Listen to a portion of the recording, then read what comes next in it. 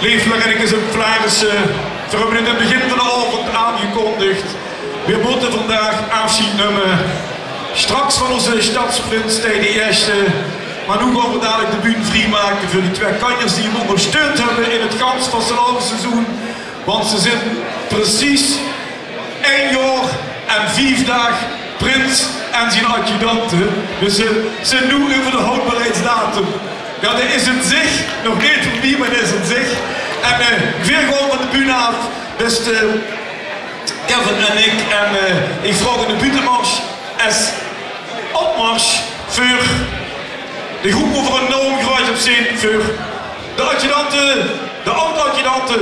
Geef ik aandacht voor het RAF.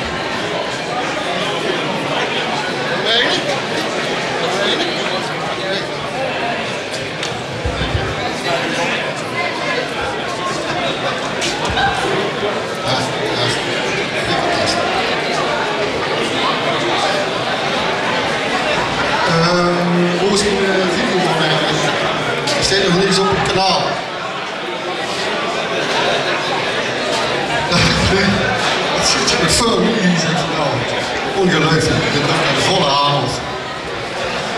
Ik ga u alvast voorstellen aan het RAF. Niet man, Emano. Maar ja, ik ben nog steeds aan het wachten op de presentatie. Maar die staan achter ons. Ja, dan maken ze een beetje plaats dat u kunnen zien. Volgens mij moet er... Ja, dat is hem. Ik hoop dat je het kunt zien. We zijn vanavond hier voor Nick en Kevin af te halen. Die zien als eerste slachtoffer, teken later. We hebben het echt geplukt, dat is echt een sjaak. Ik wil nog even deze foto die over op bühne zat. Omdat Vlagheizen, dat is de enige echte boetezitting van Geleen. En die wordt door het RAF georganiseerd. En dat wordt een geweldige boetezitting, ondanks het slechte weer. En om dat toch jekke jaar op de boete te zitten, wil ik toch een paar nu even naar voren roepen. En dat is de Vlagheidscommissie.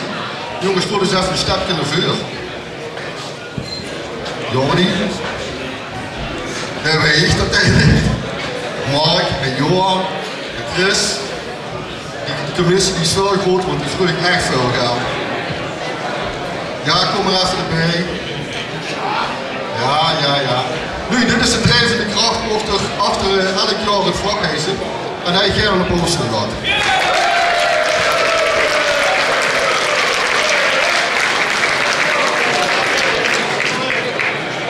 vlagfeest dit jaar was op 23 februari. De locatie die volg ik nog, ik weet het. Hier nog niet. Maar dat wil vanavond al bekend maken. Dankjewel Ivo trouwens voor de informatie. Dan nog even belangrijke datums. Het vlagfeest, jullie gezegd, 23 januari. De sleutelbeurverdrag op 1 maart. Het kadertreffen in Vals op 16 februari. Ongeveer geleid over vertegenwoordigen. Het beerpongen 16 augustus.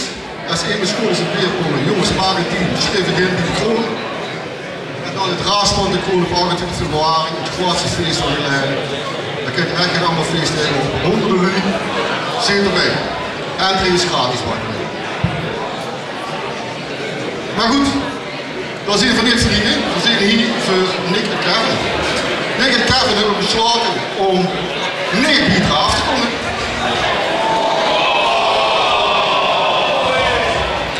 En als ze niet Pieter af kunt, dan geeft ze af. En wat beter van maakt dan leed van maakt. Ja, dat geeft eigenlijk jullie. Ja, zeker. Dat zijn we één keer echt wel. Maar goed, ja, we hebben geen bronnen natuurlijk, hè. En we hebben geen dingen te weten gekomen. En ja, we willen van het gewoon beginnen. Maar eerst even nog het nieuws. We willen gaan beginnen met een hele bekende foto, voor u bekende foto. Dit is namelijk de officiële statiefoto van de Vlarissen. En daarop staan natuurlijk ook onze 2 adjudanten met Prins Stijn. We hebben alleen gemeend als raad door een kleine aanpassing aan te moeten doen.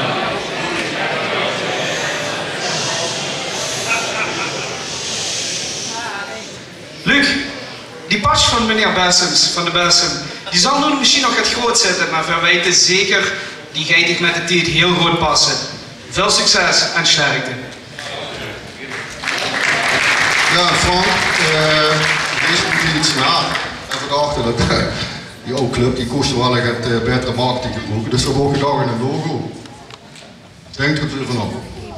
Goed, mooi zo. Van het nieuws gaan we naar het eerste kuurtje. En dat is kuurtje nummer 2. En dat besteeg Kevin.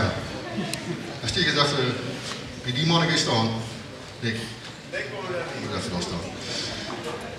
Wat je niet weet, of misschien wel, is dat Nick, Kevin, sorry, Tij en Bob. Hoe is Bob? Daar staat hij ook weer, daar staat hij, ook Prins van Muren. Die zien al sinds hun kindsjaren zien dat ze gewoon de beste fun verdienen. En ja, ik moet me sterk vergissen, maar het is echt wel het junior draaibestuur van ooit gedaan. Wel 3 sterren. En we weten ook wel dat als Thijs zich weer eens gesneden heeft en hij begon te plooien, dan moest Kevin hem hier bijbrengen. Ja? Ga je dat ook eens veel doen, wie dat ging? Wat jij achter nog wel? Wat een bijbrengen? Nee, dat wil zo wel tegen de kast dat er vanzelf al wakker wordt.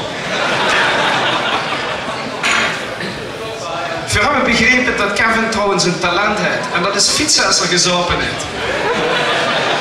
We hebben ook begrepen dat het 2 keer mislukt is en dat we toen hebben besloten om te lopen. Maar dit is geen domme jong. Wat heeft deze jong namelijk gedaan? Wie eens een keer in Noordwoord, achter de Middenweg, dat gebied daar, dat kent je misschien wel. Daar waren we op een bepaald feest, Oktoberfeest. En toen hadden zich bedacht, als ik dat fietsen doe, een spoed besteed aan een vrouw is. Dus deze jong is lekker achter op de fiets metgegangen, terug naar de Wereldstad. En toen hadden ze gezegd van, hey, nu kun je actie. En weer de pompen daar hangen houden, die stond klaar om de bandjes goed op te pompen. Waar het vrouwtje gaan wegen en verder mee te bekennen. Ja, stonden we dan met een volle pomp. Of leg ik bij, wat wil ze ervan maken? Verlaten het antwoorden. Maar dat het geen slim is, dat betekent nog wel dat ik studeren in de HAS. Hogeschool voor culturele nog wat dingen. Het heeft met gras en keur te maken. En die jongen wil je, ja, vorig jaar was het nog de ambitie om boer te werden. Maar ja, ik vind maar voor boerderie, hè. Maar ja, goed, het draaf is het draaf niet. Als je dat niet even zelf goed volgen. Dus dan geef je het internet op. Geef je het internet op. En dan kun je toch wel websites tegen, ja, dat zit echt wel een review voor die gasten hoor. En diegenen die nieuw stond te lachen, die kennen dat ook wel. Ja. Kijk, is dat te zien. Maar goed, deze zei ook niks eigenlijk, maar ik heb boete geleid om en hoef niet uit, nou boete geleid aan. Boete geleid moet niet uit. Dus toen zit ik voor zelf even gaan kijken. Ja, het raaf zou het raaf niet zijn als we niet van alle markten thuis zijn, dus ook de woningmarkt. Verder was een vermakelaars op pad gestuurd om een geschikte boerderie te vangen. Dat is gaat lastig. Maar we hebben begrepen dat zich in Genoud een schitterend opdrachtje heeft gevonden. En daar willen we veel plezier wensen. Wat zo waar, die hut? Ja, daar heb ik geen foto van trouwens. Horen ze niet, gewoon even te geleiden. Het wordt kut weer. We gaan dingen even parkeren. En terwijl we dicht parkeren, gaan we die gewoon een beetje dat boerengevoel geven. We schonken nog naar Wesley, dan gaat hij dan met helpen. En dan gaan we naar Nick. Nick komt eens bij de jongen hier, bij de voorzitter. Dat is een beetje voor gezellig. Hey, net kijken naar de foto van de G. Ja, hoe weet ik het? De hus gaat met poezen, hè? Ja, dat wou ik zelf niet aanhouden, maar je moest het zelf doen. Nee, ja. We hebben begrepen dat een aanbieding geworden met die poezen. Maar ik weet niet meer precies wie het zat, maar het was echt van als je 6 dagen op Jasbus geweest, om de 7e dag, dan kreeg een van de 2 kreeg de OS. En met die andere zijn aanbieding geworden. Klopt toch, hè? Ja. Dat dacht ik wel. Maar jongens, ander kijk een stukje. Laura, een meidje van Nick, daar heb ik een stevige relatie met. En die zijn ook ontzettend lief met ik. Hoe is mijn gesprekspartner? Wie is dat? Ja, zeker. Doe best een Klopt. Hey, we hebben begrepen, ik heb ze nu baan aangenomen. Die gaat namelijk werken in een 5-sterren restaurant, 5-sterren hotel. En daarmee streeft zich die broer aan zijn vriend voorbij, want die houden er maar 3. Met 3 sterren. Woehoe. Klasse man. Nee, echt goed gedaan. En dat is ook een duur sportabonnementje, hè? Dat heb je begrepen. Ja, een sponsor op zijn hoofd zetten. Klopt. Ik heb begrepen als Nick dan dat sportabonnementje, dat deed er gewoon niks met, maar hij ging allemaal te fit stappen. En dat geeft dan weer wagen, want dat vult er niet vanaf. Ja, dit is zoals een Noorwegen, net in de padpoint. Wat deed die jongen? Haalt de pad. Ik heb het voor je gehouden. Toch van drama, hè? Drama. Ja. Maar goed. Ja, de vormgebied met z'n allen. En we hebben begrepen dat hij ook nog een woordje wil zeggen. Hij, Prins de Eerste. Kom maar naar boven.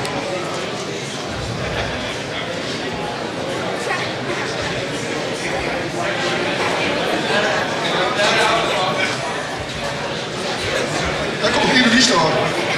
Door, ja. Kevin, ik heb nog even een vuur. Oh, het vuur is hier goed. Prachtig. Oh. We hebben natuurlijk het afgelopen jaar veel momenten beleefd. Ook in de auto, toes. Alles van de grote afterparties gehad. Ja, die toes, bij mijn mama en pap. Maar vooral hebben we het gezellig gehad. Het was ik heb eigenlijk 2 weken voor mijn moederhupping nog laten schrikken. En stuurde een appje, ik weet niet of ik adjudant wil worden. Ik zeg, Kevin, ik zeg, nu niet. Maar ik zeg dat het allemaal goed komen, gelukkig. En daar ben ik heel blij met, maar ik ga je niet zonder u gekend. Echt niet. En we zijn een soort 3-eenheid geworden, boeten de 3 sterren wat ik met Bob en Kevin heb. Maar we zijn ook zo'n 3 sterren, plus of min, ik moet even kijken. Plus, ja. En dit is voor mij echt een beetje emotioneel, ik weet niet hoe je wilt, maar ik heb een klein cadeautje nog. Ik heb ergens een tas. Ja. En ja, als je het kent.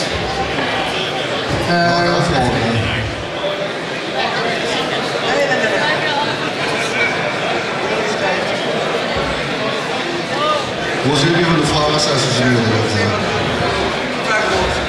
Twee goed. En dan pak maar goed. Oh, Nick. En Kevin. Jongens, pak maar goed. Bedankt voor alles. En dat we nog een prachtige carnaval mogen hebben samen. En ik hoop dat dit een mooi plekje in uw boot gaat krijgen. Lang maar even in.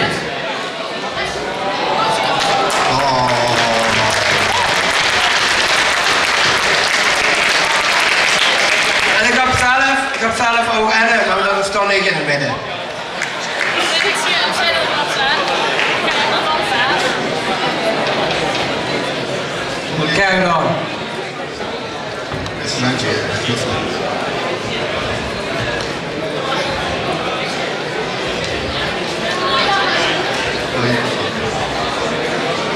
Ja, lijkt dat wel weg.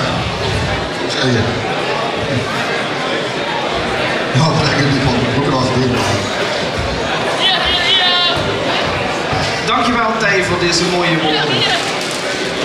Nick, van waar ben je dichtgebleven? Toen hebben ze besloten om niet bij onze vereniging te komen, niet bij het raaf. Toen hebben ze hun ziel namelijk verkocht aan die bonneutjes. Door eens bij de soos. En daarom... Ja, we maken wel vluchtig aan. Dat kun je maar goed. Ja, laat ik bonnen. En daarom is Bidig het raaf dus van de baan. En daar hebben we het voor. Ja, dat denk ik.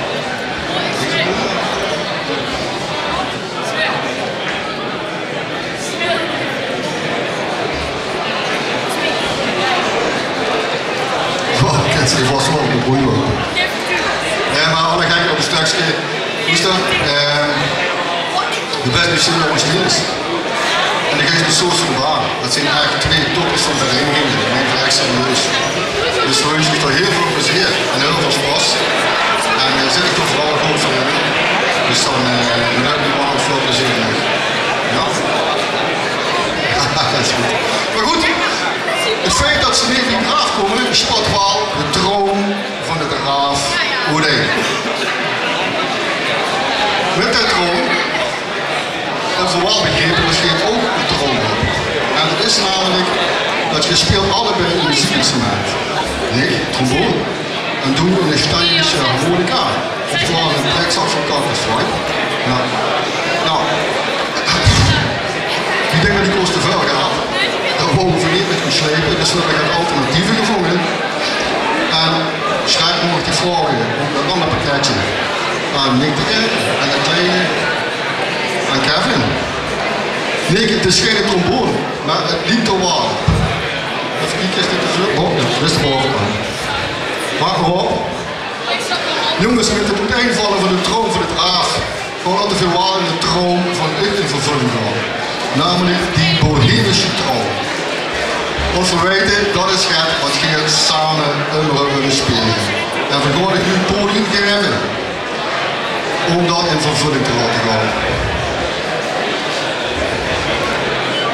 Ik zou zeggen, kom hier staan. Dat we jullie goed kunnen zien. En pak uw momenten even. Dat was even hier, ja, dat was even losmaken. Dat is eigenlijk een serieus goed apparaat. Ondergang doen. Wat ze vast. Doe je maar even warm.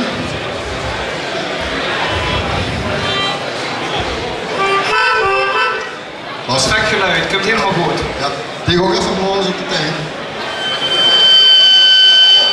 Was super, super. Goed, kom even hier een stukje naar voren. De twee heren, gewoon geluk, dames en heren. De Bohemische Droom in ten gehoor brengt het muziekstukje van de minuut 4,5, 7. Dat zit aan de go. Heren, pak het goed, dat is nu afgesproken. Dat nu verleven we tenminste. Maestro, is er zoiets? En dan nog één keer voor u, de adjudanten Nick en Kevin. Geef ze een applaus.